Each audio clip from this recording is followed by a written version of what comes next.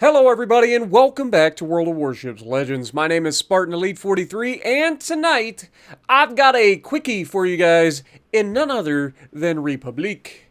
This is going to be one of those matches you just dream about, but at the same time you get frustrated at because while I have an incredibly good match, the game's just over before you can even shake your leg at it. Like, it's gone. Like, this is one of the issues that we're having with World of Warships Legends lately, is that the games are over in like 10 minutes or less. It's kind of crazy. And this is going to be no different. We are going to completely raffle stomp the enemy in the Republic. So hopefully you guys are ready. This one is going to be a wild ride, so buckle up. And remember, keep your arms and legs inside the vehicle at all times. And don't forget, we are on the path to 50,000 subscribers by the end of the year. So if you want to be a part of that, if you want to be a part of something special, something meaningful, okay, maybe that's a bit of a stretch, but if you want to be a part of my path to the 50,000 subscriber goal by the end of this year, make sure you punch that like button. Punch that subscribe button and share the video for everybody in your family and your friends to like it, because chances are if you enjoy it, your friends probably will too. It's that simple. Alright, so right off the bat we've got a broadside look at a Jean Bart, but of course he disappears immediately. So we turn to look at the Musashi instead. And of course, first shot out on the Musashi, I believe he's going to start to turn away just in time to avoid certain obliteration. Which is unfortunate, but we do manage to hit him with one overpin for 1,540 damage. Not ideal, but better than nothing. Now look at the minimap. Look at what my team is doing, and look at what I'm about to do. There are 4 destroyers in this match, which tells you there's not a lot of damage out there, right? We take our second shot at the Musashi here. You know, this time adjusting for the fact that he's turned away, we get a little bit better result. Still not the result that I was looking for, though, unfortunately. But he's kiting away. There's nothing we can do about that. Meanwhile, my destroyers are over here on the right side of the map, and they're engaging in a combat with other destroyers. I know. Out of 4 destroyers on the enemy team, 3 of them just happen to be on the side of the map that I'm going to. This is what we call not preferable. However, the fact that I have 2 competent destroyer players who are more than happy to help get rid of destroyers is a huge boost. And the first one to get taken out is the enemy Black. He manages to eat a torpedo and die, which is a radar destroyer gone. And the enemy Hayate managed to lose all of his health as well, which is going to come in handy. Now, once these torpedoes pass, we are going to go full throttle right up in there. My destroyers have done a fantastic job of weakening these enemy destroyers. And their Kagero pulls back over in front of our destroyer in the Hayate one more time, and the Hayate quickly finishes him off, meaning the enemy has lost 2 of their destroyers that were on this side of the map already. And because they lost 2 of those destroyers, I now feel very confident in my ability to move forward. And what does that mean? Because the enemy has all ran to the other side of the map to congregate in one location, we are going to be able to set up a crossfire. Why? Because we counter-rotated from our team. You don't always want to follow your team around the map. Now, unfortunately, rear guns get stuck on the island behind us. That sucks. But front guns get through, and while it was a good-looking shot, didn't end up being anything. I think we got 1 penetration for damage there. Otherwise, that was basically useless. Now, there is still 1 destroyer in front of me, and I am very aware that he is still here. And that's why I'm starting to go, I need intelligence. Anybody would like to give me intelligence at this point, I would appreciate it. But enemy Hayate on the other side of the map is over there begging for it. I wanted to get the shot off, but I wasn't confident that he was going to be there, so I didn't. I held the shot. I'm looking through the window, hoping that I can catch the broadside of the Jean Bart. Still no dice. Not happening. And that's when the torpedoes come right down the pipe. And it sucks, but at the same time, like, I knew there was a destroyer here. I don't want to fire my guns. Oh, never mind. Destroyer spotted! Point blank! It's enemy Yugamo! Hard to starboard, get all guns to bear, secondary boosters going, front guns, rear guns, both all unleashed at the same time. My destroyer pal is also pitching in, which you love to see. And we managed to absolutely smash that destroyer's health pool, which means he's a dead man the next time I see him.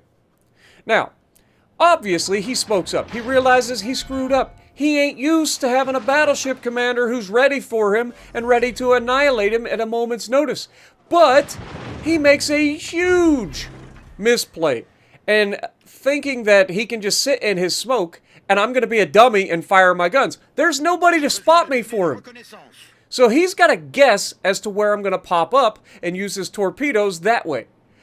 I'm not an idiot though. We're going to turn and change course at the last second as we approach this smoke screen, and hopefully that gets us out of the way of the potential torpedoes. Now, in your head, you have to have a timer for torpedoes, okay? It's same thing for guns, and sure enough, we dodge all of these torpedoes. He's not even close, and we manage to annihilate him with the front guns there, finishing him off, shooting the rear guns into him just for, you know, good measure. Make sure he's dead. You know, double tapping him is a valid strategy. Now, look at where we're at compared to the team. The team is all turned around. They're trying to run away. They're getting hammered by all of these battleships that are just sitting. Oh my God, you can't be like this.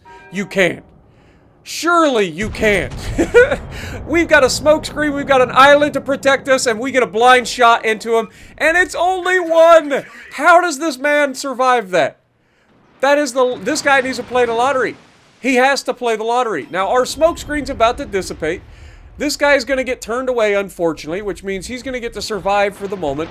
So, instead of shooting him, I go for the Musashi because I'm thinking, okay, Musashi is the biggest threat to me at this point. Those guns on the Musashi are disgusting. We all know it. So, if I can knock him out, and unfortunately, we don't get the Citadel. You hate to see it.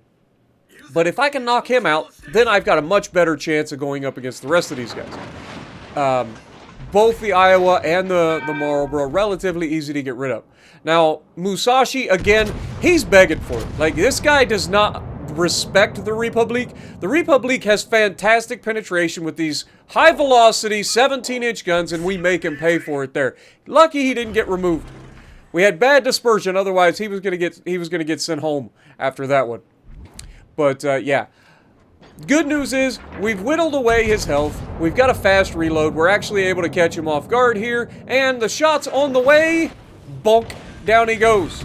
So, now that he's gone, we take a shot with the rear guns at the Marlboro. You may have not have noticed that switch.